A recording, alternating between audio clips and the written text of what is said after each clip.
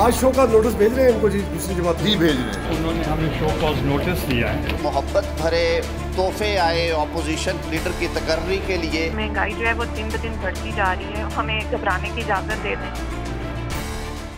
अस्सलाम वालेकुम, प्रोग्राम बड़ी बात में आपके साथ मैं हूं शाइस्ता यूसुफ। नाजरीन, ऑपोजिशन की तकसीम, बयानात और इल्जामात से बढ़कर अब इस नहज पर पहुंच चुकी है कि एक जानिब पीडीएम की जानिब से पीपल्स पार्टी और एएनपी को शो कॉज नोटिस जारी कर दिया गया कि जवाब दिया जाए कि सेनेट में ऑपोजिशन लीडर के लिए बलोचिस्तान अवामी पार्टी से वोट क्यों लिया गया। और साथ ही साथ सेनेट में पीडीएम की धड़ेबंदी भी सामने आ चुकी है, जहां 5 जमातों ने पीपल्स पार्टी और एएनपी के साथ ऑपोजिशन बेंचेस पर बैठने से इनकार कर दिया है। यानी अब सेनेट में 2 ऑपोजिशन होंगी। याद रहे कि साबिक वजीर आजम और पाकिस्तान पीपल्स पार्टी के रहनुमा सैयद यूसुफ रजा गिलानी हुक्मरान इत्तेहाद में शामिल बलोचिस्तान अवामी पार्टी के 2 सेनेटर्स की मदद से सेनेट में कायदे हिज़्ब इख्तिलाफ मुकर्रर हुए। साबिक वजीर आजम और रहनुमा नून लीग शाहिद खाकान अब्बासी के मुताबिक पीपल्स पार्टी को इस मामले पर जवाब देना होगा, जिसके बाद पीडीएम में फैसला किया जाएगा। नजरसानी हो सकती है कि शो का नोटिस दे रहे हैं अपोजिशन लीडर नहीं मानेंगे। नहीं, इसमें नजरसानी नहीं। आज शो का नोटिस भेज रहे हैं इनको जी, दूसरी जमात जी भेज रहे हैं। आज भेज रहे हैं जी। क्या मतन क्या है सर उसका? मतन क्या है सर उसका? मतन ये है कि ये आपने किया है। अच्छा, आपने हुकूमती बेंच से लोग लेकर आपने अपोजिशन लीडर की कुर्सी हासिल की है। तो ये पीडीएम के जो मंशूर है, जो बयानिया है, उसके खिलाफ जब जवाब आएगा उसको पीडीएम कंसिडर कर ले। सवाल उठ रहा है कि क्या पीपल्स पार्टी, जिसने पहले पीडीएम से इस्तीफों के मामले पर यह कहकर वक्त मांगा था कि सीईसी के इजलास के बाद फैसला किया जाएगा, क्या इस नोटिस का जवाब देगी या नहीं? यूसुफ रजा गिलानी के मुताबिक इस नोटिस का जवाब चेयरमैन बिलावल भुट्टो देंगे। शायद खाकान अब्बासी ने अभी टॉक की है और वो कहते हैं कि आपका पोजीशन लीडर नहीं मानते। अभी तो उन्होंने हमें शो कॉज नोटिस दिया है, अभी तो उसका शो कॉज नोटिस का हमने जवाब ही नहीं दिया। तो जब पार्टी जवाब देगी उसके बाद कोई कमेंट करेंगे। हम तो अभी तक उनके साथ हैं, पीडीएम का हिस्सा हैं। शोकात में क्या पूछा गया है सर? मुझे नहीं पता, वो तो चेयरमैन ने कहा। यूसुफ रजा गिलानी के मुताबिक पीपल्स पार्टी पीडीएम का हिस्सा है, लेकिन पीडीएम की जमातें इनको ऑपोजिशन लीडर मानने से इनकारी हैं और अब तो सेनेट की हद तक उनके साथ बैठने से भी इनकार कर रहे हैं। 5 जमातों के जो 27 सेनेटर्स हैं, हमने ये इकट्ठे होकर मुशावरत की और हमारा ये फ़ैसला है कि हम ऑपोजिशन बेंचेस पे अपनी एक आज़ाद हैसियत से अपना तामीरी रोल जो है जमहूरियत की बका के लिए और पार्लिमानी निज़ाम की जो सही रूह है, एक हकीकी ऑपोजिशन का किरदार अदा करने के लिए ये 27 लोग जो हैं, ये हम इकट्ठे इंशाअल्लाह अज़ीज़ यहाँ पे अपना जो रोल है, जो किरदार है, वो अदा करते रहेंगे। हम ये मुतालबा करते हैं कि 12 मार्च वाले जो खुफिया कैमरे नस्ब किए गए थे वोट की सिक्रेसी को डिस्क्लोज करने के लिए, उसके बारे में ये हाउस एक इन्वेस्टिगेटिव कमेटी जो है वो अपॉइंट की जाए। और सेनेट में ऑपोजिशन लीडर के मामले पर दोनों अतराफ से सख्त पोजीशन अपनाए जाने के बाद ऑपोजिशन में किसी मसालेहत की गुंजाइश बाकी है या अब रास्ते जुदा जुदा होंगे? क्योंकि तासुर ये मिल रहा है कि ये मामला यहाँ रुकने वाला नहीं है। खुद पीपल्स पार्टी की जानिब से सवाल उठाया जा रहा है कि अगर पीपल्स पार्टी को शो कॉज नोटिस दिया गया है तो लाड़काना में ज़िमनी इलेक्शन के लिए जेयूआई की जानिब से पीटीआई के साथ इत्तेहाद पर भी नोटिस क्यों नहीं दिया जा रहा? इसी पर बात करेंगे नून लीग के रहनुमा और सेनेटर आजम नज़ीर तारर से, जिनको नून लीग ने पीडीएम की जानिब से ऑपोजिशन लीडर नामजद किया था, जबकि पीपल्स पार्टी से बैरिस्टर आमिर वहीद भी हमारे साथ होंगे। तारड़ साहब, बहुत शुक्रिया, आपने हम न्यूज़ को वक्त दिया। सर, दोनों तरफ से बयानात आते रहे हैं, कहीं गर्मा गर्मी भी हमने देखी और कहीं इत्तफाकी बातें भी होती रहीं, लेकिन आज सेनेट में अलग अलग बैठने की बात भी हुई। तो क्या हम ये समझें कि ऑपोजिशन मुनक़सिम हो रही है और पीडीएम में अब वो दम नहीं रहा, वो बात नहीं रही जो पहले थी? नहीं, एग्जैक्टली ऐसे नहीं है। पीडीएम की अगर आप बात करें तो पीडीएम की जो मेजॉरिटी है वो तो एक ब्लॉक में खड़ी है। पाकिस्तान मुस्लिम लीग नून, JUIF, BNP Mengal, national party Bizenjo साहब की और पख्तूनख्वा मिली अवामी पार्टी, इसी तरह जमीयत उलमा पाकिस्तान, इसी तरह जो आफ्ताब शेरपाव साहब का फैक्शन है पार्टी का, वो भी, ये 7 जमातें एक जगह पे खड़ी हैं। पीपल्स पार्टी भी देखिए, पीपल्स पार्टी को जो मामलात हुए सियासत में, इस तरह की ऊंच नीच या नशेबो फराज उतार चढ़ाव आते हैं, पीपल्स पार्टी ने बिलाशुबा वो जो सेनेट अपोजिशन की स्लॉट के ऊपर हुआ, वो कोई भी जमहूरी कदरों वाली पार्टी जो है वो इस तरह की बात ना करती। उन्हें इस तरह से हुकूमती सपोर्ट की ज़रूरत नहीं थी, ये बात पीडीएम में बैठ के की जा सकती थी। और अभी भी मैं समझता हूँ कि सियासत में जो सबसे अच्छा हल है वो डायलॉग है, और कोई बात भी, कोई इख्तलाफ आखिरी इख्तलाफ नहीं होता, कोई मुआफ़क़त जो है वो आखिरी मुआफ़क़त नहीं होती।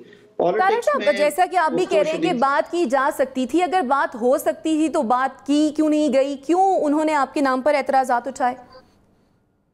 नहीं, मेरे नाम पे एतराज़ात तो मैं नहीं समझता कि डॉक्टर और वकील के बारे में हमारे पास ये ऑप्शन होती नहीं है कि हम आए हुए मरीज को या आए हुए जो मजलूम शख्स है उसको जवाब दें। मैंने तो मुख्तलिफ अदवार में शहीद मोहतरमा बेनज़ीर भुट्टो साहिबा की भी वकालत की है 2002 से 2005 तक, और फिर 2007 में जो उनकी कन्विक्शन थी एब्सेंशिया में, मैं और एहसन भून साहब उनके वकील थे जिसमें उन्हें बरीयत मिली। मैं तो चौधरी परवेज लाई वगैरह उनके बेटे के भी वकालत करता रहा, उनके मुकदमे किए हैं। मैंने शरीफ फैमिली के मुकदमे भी कर रहा हूँ और करता रहूँगा। वकील को ये कहना कि आप मुकदमात जो हैं वो चॉइस करके ले, ये बड़ा अजीब सा एक मुतालबा है। पाकिस्तान पीपल्स पार्टी में खुद बहुत अच्छे वकला हैं, एतजाज एहसन साहब हैं, पीपल्स पार्टी के पास फारूक नाइक साहब है। हमने कभी ऐसी बात नहीं की कि ये फलां केस क्यों किया या क्यों नहीं किया, और वो भी केस में मैं खुद सियासी तौर पे ये शऊर रखता हूँ कि अगर वो मुकदमा मोहतरमा के कातलों का होता तो शायद मैं माजरत कर लेता, लेकिन वो 2 मजलूम पुलिस ऑफिसर्स थे जिनको सिर्फ तफ्तीश में गफलत बरतने पे 5-5 साल सजा दी गई। आपने भी सुना होगा कि वो क्राइम सीन धो दिया गया, पोस्टमार्टम ना करवाया गया, तो उससे कोई कातिल तो नहीं ना बन जाता। वैसे भी मैं समझता हूँ कि मैं तो मोहतरमा आसमा जहांगीर साहिबा के साथ काम करता रहा हूँ पोलिटिकली, बार पॉलिटिक्स में। हमारा ये शुरू से ये बार का हुस्न रहा है कि हम क्लाइंट्स के मसले में मुकदमात लेते हुए हम लोग हर मजलूम आदमी के साथ खड़े होते हैं, और ये चॉइस कोई हमें नहीं बताता, हमने ये खुद डिसाइड करना होता है कि हमने कौन सा केस करना है। और प्रोफेशनल ड्यूटी देने से आप उन मुल्ज़िमों की सफ में शामिल नहीं होते। मुझे इस बात की तकलीफ है कि पाकिस्तान पीपल्स पार्टी के पास सफ़े अव्वल के वकला हैं, ये मशवरा उन्होंने भी नहीं दिया कि ये बात गैर मुनासिब है। तो तारिक साहब, आप समझते हैं कि कहीं ना कहीं पाकिस्तान पीपल्स पार्टी ने एतराज उठाया ही इसलिए कि वो इस मामले को लेकर ही नहीं जाना चाहते थे इस तरफ? देखिए, ये मेरी जात की बात है। मैं तो ये कहूँगा कि मेरे पे अगर एतराज था तो फिर उन्हें ये कहना चाहिए था कि आप तारिक साहब की बजाय किसी और को नामजद कर दें। ये मुतालबा समझ से बालातर था कि जब पीडीएम में ये तय हो गया कि लीडर ऑफ अपोजिशन का स्लॉट जो है वो पाकिस्तान मुस्लिम लीग नून के हिस्से में आया, तो फिर ये कह के कि जी वो इसलिए हमें मंजूर नहीं, लिहाजा आप ये स्लॉट हमें दे दें, इस बात पे पार्टी क़यादत को भी इख्तलाफ था। मियां नवाज शरीफ साहब ने इसी वजह से कहा कि पीडीएम ही ये फैसला करे, और यही वजह है कि फिर पीडीएम की जो मेजॉरिटी जमातें हैं जो कि उस सेटलमेंट के टाइम पे, उस तकसीम के टाइम पे मौजूद थी, उन्होंने जो लीडर ऑफ अपोजिशन के लिए हमायत या डिक्लेरेशंस थे वो पाकिस्तान मुस्लिम लीग नून को दिए। जो मैंने पहले आपको 4 जमातें गिनवाई हैं, वो चारों जमातों ने अपने डिक्लेरेशंस जो हैं वो पाकिस्तान मुस्लिम लीग नून को दिए। ठीक, अच्छा तारिक साहब, ये तो हो गई पाकिस्तान पीपल्स पार्टी की बात। अब इधर आ जाते हैं, आपने फैसला किया है कि सेनेट में आप अलग बैठेंगे, तो अब क्या लगता है कि आगे क्या होगा? What is the way forward? Way forward कोई नहीं जी। आज भी आपने देख लिया जो मुस्बत बातें थी। मुझे इस बात की खुशी है कि आज अपोजिशन ने हमारी जो करारदाद थी कामरान मुर्तजा साहब की कोविड-19 की वैक्सीन के बारे में, जो हुकूमती नाअहली है और इनएक्शन है गवर्नमेंट के पार्ट के, कि हम अपने जो रीजन है, हम यूरोप से मुकाबला नहीं करते, अमेरिका से नहीं करते, लेकिन भारत, बांग्लादेश, श्रीलंका, नेपाल और अफगानिस्तान भी कोविड वैक्सीन की सप्लाई के हवाले से और उसको लगाने के मसले में हमसे आगे हैं। वो 2 से 3% के दरमियान जा रहे हैं, और हमने बमुश्किल अभी 0.50 यानी कि आधा फीसद आबादी जो है पाकिस्तान की, उनको बमुश्किल ये दे सके हैं। उस पे आज अपोजिशन मुत्तहद थी। इसी तरह एक बिल था जिसकी मंजूरी के लिए ऑपोजिशन के एक रुकन ने वो बात ठीक है, करारदादें तो मिलकर जितनी मर्जी देते रहें बात तो नहीं बनेगी। असल एतराज तो कुछ और था ना, इस्तीफों पर बात थी, इस्तीफों का मामला था, इसके साथ साथ हुकूमत को टफ टाइम देने का मामला था। हुकूमत को टफ टाइम मिलता रहेगा और वैसे आपस की बात है। हुकूमत जिस तरह के डगर पे चली हुई है और जो टॉलरेंस का वहाँ पे लेवल है और जो तकरीरें और बढ़के हैं और जो डिलीवरी नहीं है, गवर्नेंस नहीं है, हुकूमत को मैं समझता हूँ किसी दुश्मन की जरूरत नहीं है। वो खुद उस गड्ढे में गिरे जा रहे हैं। महंगाई से जो है वो लोग चिल्ला उठे हैं। वो पाकिस्तान के अवाम पे रहम करें और अपोजिशन की छोड़ के वो लोगों को डिलीवर करने के लिए अपने हालात दुरुस्त करें और अपना किबला दुरुस्त करें। बाकी रही बात पीडीएम की, तो पीडीएम सियासी तौर पे मैच्योर जमातों का एक इत्तेहाद है। मैं अभी भी समझता हूँ कि जब उनका सरबराही इजलास होगा, मौलाना फजलुर रहमान साहब को रिक्वेस्ट की गई है कि वो बुलाएं, उसमें ये बैठ के शिकवे शिकायतें होते दूर भी हो जाती है। ये जरूरी नहीं होता कि ये जो आखिरी लड़ाई हो। ये सियासी जमातों में जहाँ पे इख्तलाफ राय हो, जहाँ पे मुख्तलिफ अजहान के लोग, मुख्तलिफ नजरियात के लोग बैठते हों, इस तरह के मामलात हो जाते हैं। और मैं तो ऑप्टिमिस्टिक आदमी, मैं समझता हूँ कि इंशाअल्लाह अज़ीज़ ये असूली सी बात है, इस पे वो भी मान जाएंगे। ठीक। अच्छा तारड़ साहब, पीडीएम ने शो कॉज दिया है एएनपी को और पाकिस्तान पीपल्स पार्टी को। आप क्या एक्सपेक्ट कर रहे हैं कि क्या रिस्पॉन्स आएगा दोनों जमातों की तरफ से, क्या रिएक्शन होगा आपके ख्याल में? नहीं, मैं तो इसको प्रीएम्प्ट नहीं करता। मैं तो समझता हूँ कि जब आप इत्तेहाद बनाते हैं तो वो एक डिसिप्लिन के तहत चलने चाहिए और उसी जो ऑर्गेनाइजेशनल डिसिप्लिन है उसको मद्देनजर रखते हुए उनसे सिर्फ ये पूछा है कि आपने हुकूमती वोट लेके, जो कि रातों रात फॉरवर्ड ब्लॉक बना था, लीडर ऑफ अपोजिशन के स्लॉट के लिए अपने कैंडिडेट को पुट किया, तो उस पे आप हमें मुतमिन कर दें कि ये आपने क्यों किया है। ये जायज सी बात है। सियासी रहनुमा एक दूसरे से पूछते चले आए हैं। आप ठीक कह रहे हैं तारड़ साहब, लेकिन शो कॉज का नाम सुनते ही ना बड़ा एक सख्त सा एक लफ्ज ये लगता है। तो किसी इजलास में भी बात की जा सकती थी। शो कॉज के जरिए आप नहीं समझते कि बात बाहर निकल गई? पहले ही इस बात पे इख्तलाफ किया जाता है कि बात बाहर निकल जाती है इजलासों की। मेरे ख्याल में ये लफ्जों का चुनाव और लोगों का अपना परसेप्शन है। शो कॉज को मैं तो बतौर वकील एक वजाहत भी समझता हूँ कि उनसे सिर्फ वजाहत ली गई है, और अगर वो इत्मीनान बख्श जवाब देते हैं या वो कहते हैं कि जी ठीक है हम इस मसले को पीडीएम के सरबराही इजलास पे छोड़ते हैं, वो सारे इकट्ठे हम बैठ के जो फैसला कर देंगे वो ठीक है, वो मसला हल भी हो सकता है। हर चीज को अगर आप नेगेटिवली सोचना शुरू कर दें तो उसका तो कोई हल नहीं होगा। शो कॉज कोई, अल्लाह माफ करे, कोई सजा नहीं है, ना किसी के पास कोई इस तरह का सजा का इख्तियार होता है। ये एक वजाहत होती है जो कि इस तरह के पॉलिटिकल अलायंसेस में आपने किसी कोड के, किसी नज्म ज़ब्त के तहत ही चलाना है ना। अगर आपने नज्म का ख्याल नहीं रखना, आपने अगर दूसरों की अकोमोडेशन को नहीं देखना, तो फिर आप उस इत्तेहाद को या उस फॉर्मेशन को कैसे चला सकते हैं? तो पॉलिटिकली ये चीज़ें होती आई हैं। आइंदा भी को मुझे इसमें को बहुत ज़्यादा कोई जंगी माहौल नज़र नहीं आता। मैच्योर पॉलिटिकल पार्टीज हैं, डायलॉग से मामलात बेहतर हो जाएंगे। चलिए हम उम्मीद करते हैं कि डायलॉग से मामलात हल हो जाएं। तारड़ साहब ये कहिएगा, कितने चांसेस आपको नजर आते हैं कि बिना पाकिस्तान पीपल्स पार्टी पीडीएम में जो जमातें हैं वो रिजाइन करेंगी? देखिए, जहां तक इस्तीफों का मामला है वो मौखर कर दिया गया था। पाकिस्तान पीपल्स पार्टी ने भी उसमें टाइम लिया, कुछ एक दो और जमातों में। Frankly I was not part of that meeting जो पीडीएम का सरबराही इजलास था और फिर एक जो लार्जर मीटिंग हुई थी। मैं पूरी तरह इस पे पूरे यकीन के साथ कोई बात नहीं कह सकता या पूरे अथॉरिटी के साथ। बारकैफ ये भी एक डिबेट है कि आया इस्तीफे दिए बगैर तहरीक चलानी चाहिए या इस्तीफे देने से ही तहरीक बेहतर और मौसर अंदाज में चलाई जा सकती है। ये फिर वो फैसला है जो कि पीडीएम का सरबराही इजलास करेगा और जो मेजॉरिटी वोट होगा, जो राय प्रिवेल करेगी, वही फैसला होगा। किसी एक शख्स की तो मर्जी नहीं चलेगी इस पे देने या ना देने पे। ठीक है, यानी फिलहाल इस्तीफों का इम्कान नहीं है। बहुत शुक्रिया आजम नज़ीर तारड़ साहब आपके वक्त के लिए। नाजरीन, बड़ी बात में वक्त हुआ है एक ब्रेक का, आप साथ रहिए।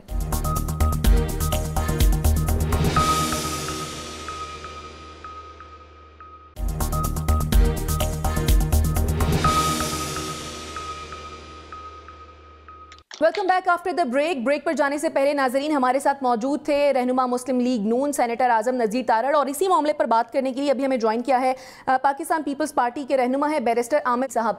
बैरिस्टर साहब बहुत शुक्रिया हम न्यूज़ को वक्त देने के लिए।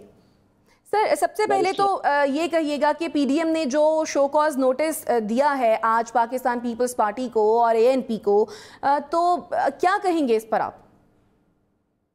बहुत शुक्रिया जी। देखें, पीडीएम बना था इस हुकूमत को चैलेंज करने के लिए और फिर बड़ी बेतरफे हमने कामयाबियां हासिल की। पाकिस्तान पीपल्स पार्टी ने जब कहा कि आप ज़िमनी इलेक्शंस में आए, सेनेट के इलेक्शंस में आए, आपको पता है पीडीएम की कुछ जमातें नहीं चाहती थी, हम लोग आए और जितने बुरे तरीके से गवर्नमेंट उसमें एक्सपोज हुई है आज तक 3 साल के अंदर नहीं हुई थी। तो वो तो कामयाबियों के सिलसिले को आगे बढ़ना था। हमें बड़ी तशवीश है पाकिस्तान पीपल्स पार्टी को कि एकदम से ये हुकूमत के खिलाफ स्ट्रॉन्ग बयानियां और हुकूमत के खिलाफ जो हमारी फतवात थी उस सिलसिले को रोक के विद इन ऑपोजिशन ये रिफ्ट क्रिएट करना, लॉन्ग मार्च को एकदम इस्तीफों के साथ नथी करना, फिर लॉन्ग मार्च के खात्मे का ऐलान करना और उसके बाद पीपल्स पार्टी के खिलाफ एक प्रोपेगेंडा शुरू कर देना और उसे दीवार के साथ लगाने की कोशिश करना और फिर उसके बाद वही यूसुफ रजा गिलानी जिसके लिए पूरी ऑपोजिशन इकट्ठी थी और हमने इस हुकूमत को कौमी असम्बली के अंदर शिकस्त देके उन्हें सेनेटर बनवाया, एकदम वो किस तरह नाकाबिले कबूल हो गए ऑपोजिशन के लिए। तो ये बड़ी तशवीश की बात है। मैं समझता हूँ इस शो कॉज की कोई हैसियत नहीं है और ना ही मेरे ख्याल से खाक अब्बासी साहब नोटिस दे सकते हैं। सरबराही इजलास की जरूरत है और हम बड़े तशवीश के साथ सारे मामलात को देख रहे हैं कि मौलाना फजलुर रहमान की पुरस्रार खामोशी और सरबराही इजलास का ना होना इस चीज को साबित करता है कि कहीं ना कहीं पीडीएम को एक तरफा तौर पे अपने मर्जी के मुताबिक चलाने की कोशिश की जा रही है, जो कि पीडीएम के बुनियादी असूल के खिलाफ है। उसके अंदर तमाम फैसले इत्तफाक राय के साथ होना लिखे गए हैं।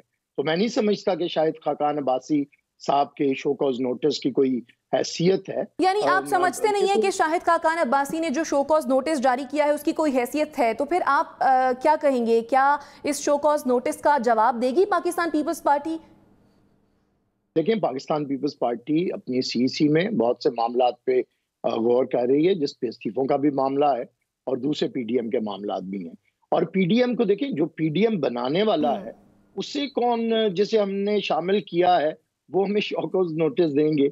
जब ये सब खामोश थे, अपोजिशन गुंग थी, कोई जुबान इस हुकूमत के खिलाफ नहीं उठती थी। आपको याद होगा सालों तक सारे खामोश रहे, जुबानें भी बंद रही और अकाउंट भी खामोश रहे। तो उस वक्त चेयरमैन बिलावल भुट्टो बात कर रहे थे और इस हुकूमत को ललकार रहे थे। तो मैं समझता हूँ कि इस वक्त उसी पीडीएम बनाने वाली जमात को और सबसे दबंग अपोजिशन करने वाली जमात को अगर नोटिस देंगे तो बड़ी तशवीश की बात है।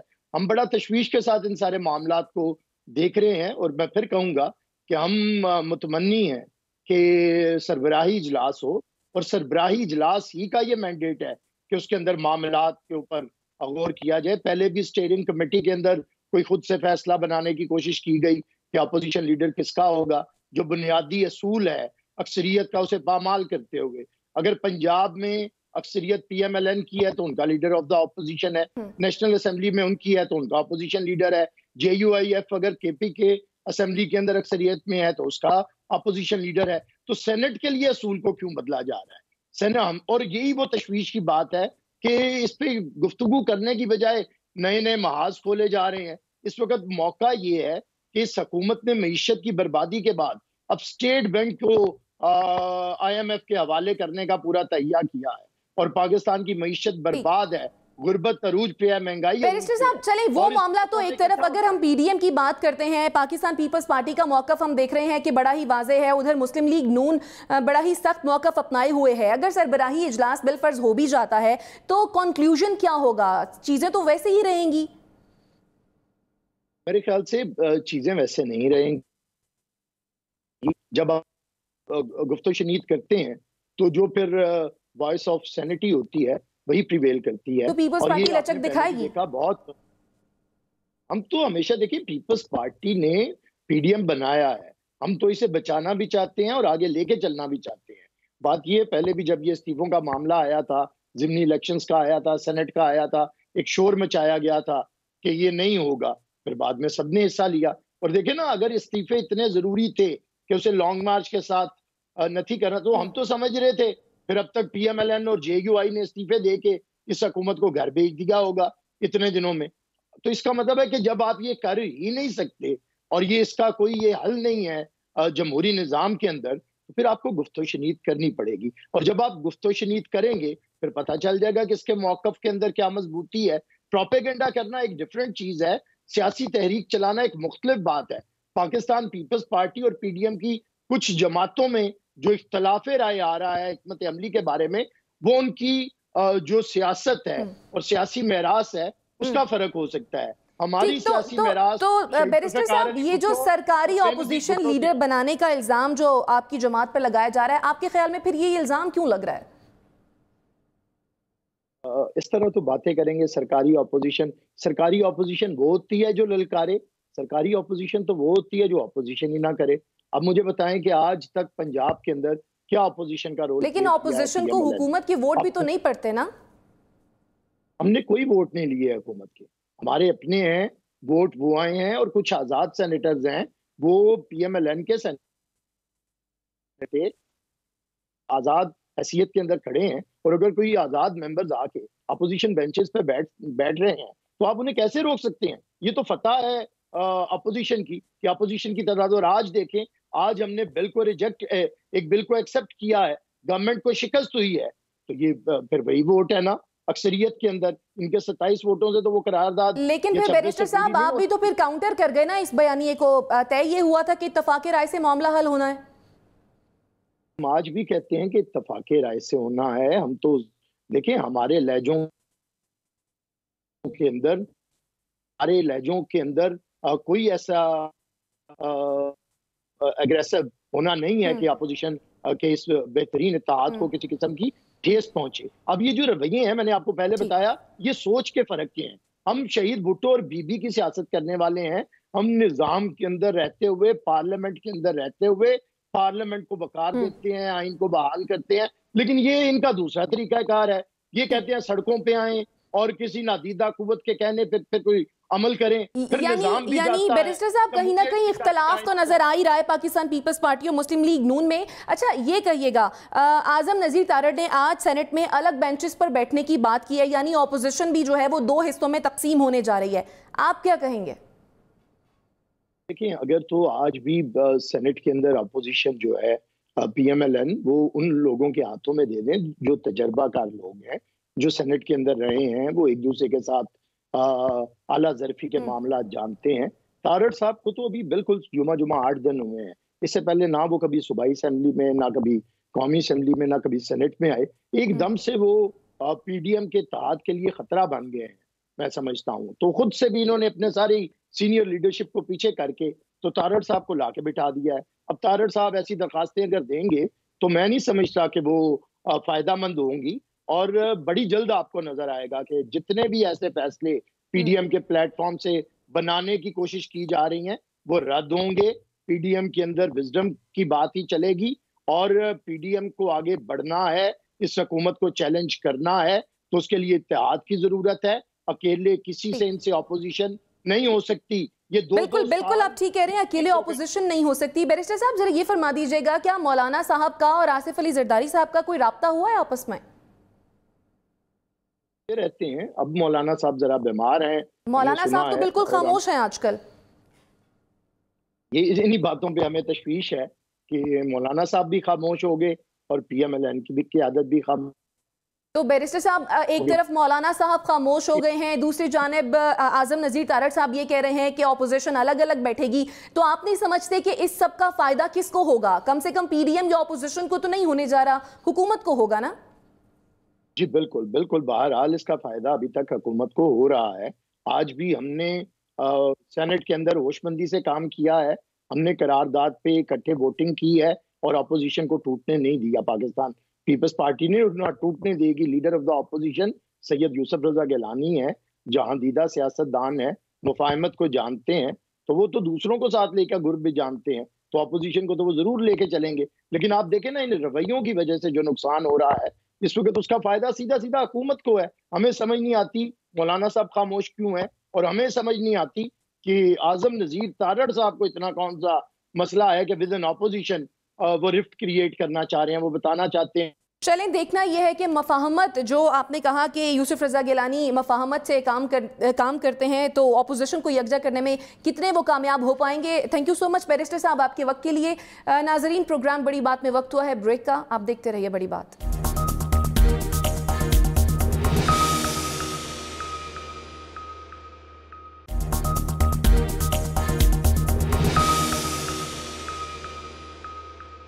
Welcome back. गुज़श्ता रोज़ वज़ीर आज़म इमरान खान ने बज़रिया टेलीफोन आवाम से गुफ्तगू की। इस तवील गुफ्तगू में वज़ीर आज़म ने हुकूमत को दरपेश मुश्किलात और आवाम को दरपेश मसाइल पर खुलकर बात की। इस गुफ्तगू के दौरान भी वज़ीर आज़म ने अपनी माजी की तकरार को दोहराते हुए कौम को उम्मीद का दामन थामे रखने की तलकीन की। इसके बावजूद कल वज़ीर आज़म को एक ऐसी फ़ोन कॉल का सामना भी हुआ जिन्होंने वज़ीर आज़म की उम्मीद अफजा गुफ्तगू के बावजूद उनसे घबराने की इजाज़त चाही। मैं महंगाई के बारे में बात करना चाहती हूँ कि महंगाई जो है वो दिन ब दिन बढ़ती जा रही है और गुजारा मुश्किल हो रहा है। हम बच्चों के स्कूल की फीस दें या घर का खर्चा चलाएं। और अब तो अगर आप देखें तो डॉलर की जो प्राइस है वो भी कम हो गई है और जो रुपए की वैल्यू है वो भी मुस्तहकम हो गई है। और दूसरी बात यह कि अब तो रमज़ानुल मुबारक भी आ रहा है, लेकिन जो है बेसिक कमोडिटीज़ की प्राइस बिल्कुल कम नहीं हो रही है। तो खुदारा आप अपना वादा पूरा करें और महंगाई को कंट्रोल करें। अगर आप ये नहीं हो सकता तो फिर आप जो डे फर्स्ट से कह रहे हैं कि आपको घबराना नहीं है, तो फिर आप हमें घबराने की इजाज़त दे दें। ये सूरत हाल सिर्फ एक ही टेलीफोन कॉलर की नहीं, पाकिस्तान की बड़ी आबादी इस वक्त घबरा जाने के दौर में दाखिल हो चुकी है। बड़ी वजह नाकाबू आती महंगाई और दिन ब दिन बढ़ती मुआशी मुश्किलात ही हैं। मईशत की कश्ती को मुश्किलात के भंवर से निकालना बिलाशुबा हुकूमत को दरपेश सबसे बड़ा चैलेंज है, लेकिन निस्फ मुद्दत होने के बावजूद मौजूदा सूरत हाल को तसल्ली बख्श करार नहीं दिया जा सकता, जिसका वाज़ेह सबूत 2.5 बरस में 2 वज़राए खजाना की छुट्टी और तीसरे की नामजदगी है। मुस्तकिल वज़राए खजाना होने के बावजूद भी वज़ीर आज़म पहले दिन से ही एक इक़्तिसादी मुशावरती काउंसिल पर भी तकिया करते आए हैं। ताहम साबिक़ वज़राए खजाना की तरह इस काउंसिल की कारकर्दगी भी तसल्ली बख्श नहीं दिखी थी और अब नए वज़ीर ख़जाना के साथ एक नई और भारी भरकम इक़्तिसादी मुशावरती काउंसिल की तश्कील नौ की गई है। ये काउंसिल 27 मेंबरान पर मुश्तमिल है, जिनकी सरबराही खुद वज़ीर आज़म बहैसियत चेयरमैन करेंगे। वज़ीर ख़जाना काउंसिल के वाइस चेयरमैन होंगे, जबकि अरकान की तादाद 25 होगी। इस काउंसिल में सरकारी और निजी दोनों शोबों से माहिरीन को लिया गया है। इत्तलात के मुताबिक ये काउंसिल मईशत के इस्तेहकाम के लिए इक़दामात की सिफारिश करेगी ताकि पायदार इक़्तिसादी तरक्की को यकीनी बनाने के लिए इस्लाहात का एजेंडा आगे बढ़े। याद रहे कि वज़ीर आज़म इमरान खान ने भी इक़्तिदार मिलने की सूरत में तेज़ी से मईशत को बामे अरूज पर ले जाने का यकीन दिलाया था, लेकिन नई इक़्तिसादी मुशावरती काउंसिल का एक कलीदी रुकन और साबिक़ वज़ीर ख़जाना शौकत तरीन के हालिया बयान के मुताबिक आज सूरत हाल ये है कि मईशत की समत का पता नहीं। 2.5 साल में घर ठीक नहीं किया गया, IMF से मुज़ाकरात में गलती की गई, रुपए की कदर कम करके और शरह सूद बढ़ाकर मईशत का बेड़ा गर्क कर दिया गया। इसका मतलब है कि काउंसिल को इक़्तिसादी हिकमत अमली का तयन असरे नौ करना और मुआशी मामलात को इसके मुताबिक चलाना होगा। क्या ये मुमकिन है और इक़्तिसादी मुशावरती काउंसिल के लिए ये कितना बड़ा चैलेंज है?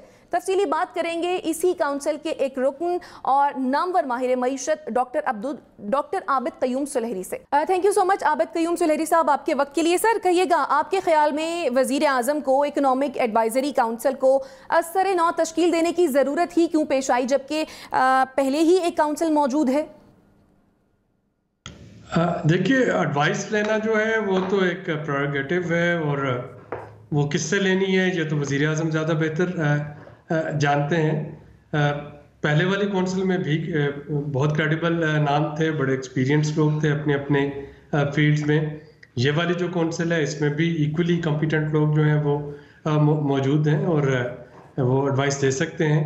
अगर मैं पहली और इस काउंसिल को मुवाजना करता हूँ तो 3 लोग हैं हम जो कि कंटिन्यू कर रहे हैं। मैं पिछली काउंसिल में भी था, इस वाली काउंसिल में भी हूँ।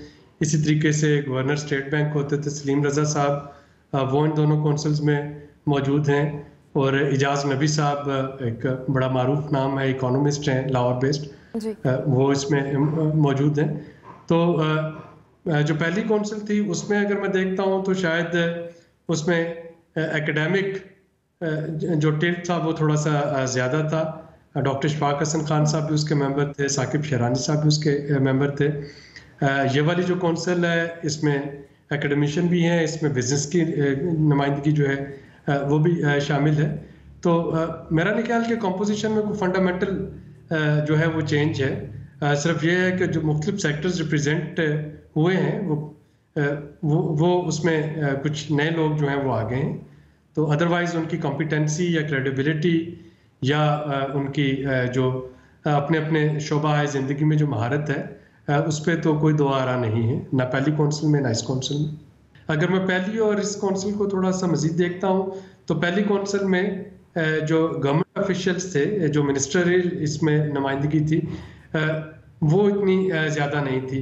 इस कौंसिल में मैं देखता हूँ तो इसमें 13 हम लोग जो हैं वो इंडिपेंडेंट मेंबर्स हैं और 12 जो हैं वो मुख्तलिफ मिनिस्टर्स हैं। तो इसका मतलब है कि चूँकि इकॉनमी एक ऐसी चीज़ है जो कि सिर्फ मिनिस्ट्री ऑफ फाइनेंस नहीं चलाती है, उसमें मिनिस्ट्री ऑफ पावर का रोल भी है, उसमें मिनिस्ट्री ऑफ फूड सिक्योरिटी का रोल भी है, उसमें इकनॉमिक अफेयर डिवीजन का रोल भी है, उसमें जो हमारी है पॉवर्टी एलिविएशन, सोशल सिक्योरिटी, उनका रोल भी है। तो इस कौंसिल में मैं देख रहा हूँ कि वो चूँकि सारे मिनिस्टर्स भी मौजूद होंगे तो इसका मतलब ये होगा कि एक कम्प्रीहेंसिव डिस्कशन हो सकेगी। सिर्फ यही नहीं होगा कि आपको मिनिस्ट्री ऑफ फाइनेंस को ऑन बोर्ड ले रहे हैं या प्राइम मिनिस्टर ऑफिस को ऑन बोर्ड ले रहे हैं, बल्कि जिन मिनिस्ट्रीज के जरिए वो चीज़ें इम्प्लीमेंट होनी होंगी उनका फीडबैक भी वहीं पे आ जाएगा। जो पिछली हमारी कौंसिल थी, जब तक असद उमर साहब उसके फाइनेंस मिनिस्टर थे तो तकरीबन महीने में एक दफ़ा उसकी मुलाकात हो रही थी। हफीज शेख साहब के आने के बाद वो कौंसिल डिसफंक्शनल हो गई थी, उसकी कोई नोटिफिकेशन नहीं आई थी कि उसको अबॉलिश कर दिया गया है, लेकिन उसकी मीटिंग भी कोई नहीं हुई थी। और अब हम हमाद अजहर साहब के आने के बाद अब देखते हैं कि कौंसिल कितना एक्टिवली मीट करती है और मेरा ख्याल है कि वो मिलेगी। ठीक है। अच्छा सुलेहरी साहब, मुआशी टीम में तब्दीली, तासुर ये दिया जा रहा है कि महंगाई में इजाफा जो रोकने में नाकामी थी वो इसका सबब है। आपने भी जो 29 तारीख को कॉलम लिखा, आपने भी ये कहा कि महंगाई को रोकने में नाकामी की जो वजह है वो एडमिनिस्ट्रेटिव फेलियर है। सर आप क्या समझते हैं, किसका फेलियर है, ब्यूरोक्रेसी का? उसमें मैंने 3-4 वजूहात बताई थी और मैंने कहा था कि एक वजह जो है वो एडमिनिस्ट्रेटिव फेलियर है, एक वजह जो है वो जो चीज़ें हम इंपोर्ट करके पाकिस्तान में कंज्यूम कर रहे हैं, खा वो गंदम है, वो एडिबल ऑयल है, वो दालें हैं, वो चाय की पत्ती है या पेट्रोलियम प्रोडक्ट्स हैं, चीनी है, तो इंटरनेशनल मार्केट में उनकी कीमत जो है कोविड की रिकवरी की वजह से वो उन सब की कीमत बढ़ी है अक्टूबर टू दिसंबर 2020। तो उसका इम्पैक्ट जो है वो भी हमें नज़र आएगा यहाँ पाकिस्तान में। फिर पेट्रोलियम प्राइसेस जो थी, जो कि हमें पता है कि पिछले साल जब कोविड पीक पे था तो $20 पर बैरल पे चली गई थी, अभी वो $70 पर बैरल से वापस $62 पर बैरल पे आई हैं, लेकिन 20 से बहरहाल 3 गुना ज़्यादा है। तो जब पेट्रोलियम प्रोडक्ट्स बढ़ेंगी उनकी कीमत, तो वो भी इन्फ्लेशन का सबब बनेगी। और उसकी एक वजह एडमिनिस्ट्रेटिव फेलियर भी है जो कि गंदम की वजह से आया था। तो ये 2-3 फैक्टर्स हैं जो कि मिलके इस वक्त इन्फ्लेशन का सबब बन रहे हैं। तो सर फेलियर्स पर तो हमने बात की, लेकिन इसका सॉल्यूशन क्या होगा आपके नजदीक? देखिए, इस वक्त जो सॉल्यूशन नजर आ रहा है, शॉर्ट टर्म जो सॉल्यूशन है वो तो टारगेटेड सब्सिडीज की शक्ल में है। कोविड फेज 1 में हमें मालूम है कि 17 मिलियन हाउस होल्ड्स को 12,000 रुपये महीना के हिसाब से फौरी तौर पे फाइनेंशियल ग्रांट जो थी वो दी गई थी। उस वक्त हमारे पास IMF में होने का फायदा ये था कि IMF से हमें कोविड रिस्पांस फंड के पैसे मिल गए थे $1.4 बिलियन के करीब। इस वक्त जो पहली तरजीह होनी चाहिए वो यही है कि इस इन्फ्लेशन से बचने के लिए जो लोअर इनकम अर्नर्स हैं उनको कैसे इंसुलेट किया जा सकता है, और एक तरीका उसका जो है वो टारगेटेड सब्सिडीज है, वो डायरेक्ट कैश ट्रांसफर भी हो सकता है या वो किसी और जरिए से सब्सिडी है। तो ये तो शॉर्ट टर्म में है कोविड थर्ड फेज में, लेकिन अगर इसका मीडियम टू लॉन्ग टर्म है तो उसमें तो इंपोर्ट सब्स्टिट्यूशन जो है, स्पेशली फूड में इंपोर्ट सब्स्टिट्यूशन वो बहुत अहम है। अगले 1-2 सालों के लिए हुकूमत की तरजीह होनी चाहिए कि हम कुकिंग ऑयल की, जो एडिबल ऑयल की जो इंपोर्ट है $3 से $4 बिलियन की, उसकी रिलायंस हमारी कम हो, हम खुद अपना ऑयल सीड क्रॉप्स जो है वो उगा रहे हों। इसी तरीके से गंदम में खुद कफालत, चीनी में खुद कफालत, दालों में खुद कफालत, ये कुछ ऐसे बेसिक स्टेप्स होंगे जो हमारी कॉस्ट पुश इन्फ्लेशन है उसको कम कर सकती है। एनर्जी का मिक्स जो है उसको बेहतर बनाना, एनर्जी की कंजम्पशन में और का ऑप्टिमाइजेशन लेके आना, फ्यूल मिक्स को बेहतर बनाना, ये पेट्रोलियम प्रोडक्ट्स पे हमारी डिपेंडेंसी जो है वो कम करेगा। तो इसका लेकिन शॉर्ट टर्म सोल्यूशन जो है वो इसका यही है कि जो घराने आइडेंटिफाई किए जा रहे हैं बेनिजर इनकम सपोर्ट प्रोग्राम और एहसास प्रोग्राम के सर्विस के ज़रिए उन तक एक टारगेटेड सब्सिडी जो है वो पहुंचाई जाए, ताकि थर्ड वेव में लोगों को थोड़ी सी एक रिलीफ मिल सके। जिस तरीके से कोविड अनफोल्ड हो रहा है, खुदा खास्ता अगर थोड़े से ज़्यादा स्ट्रिक्ट लॉकडाउन की तरफ जाना पड़ा, भला वो स्मार्ट होनी क्यों ना हो, तो जो हमारे स्मॉल एंड मीडियम एंटरप्राइजेज हैं, जो हमारे वो इनफॉर्मल इकोनॉमी में काम करने वाले जो सेगमेंट है सोसाइटी का, उनको बचाना हमेशा से प्राइम मिनिस्टर की प्रायोरिटी रही है। और उम्मीद है कि अगेन उनके लिए कुछ सोचा जाएगा और कुछ किया जाएगा कि उनको इस मुश्किल वक्त पे सपोर्ट किया जाए। ठीक है, उम्मीद तो है। लेकिन सुलेरी साहब, आज पीएम ने फूड इन्फ्लेशन की बात की है, आगे से रमजानुल मुबारक भी आ रहा है, आप क्या समझते हैं कि किस तरह से कम किया जा सकेगा?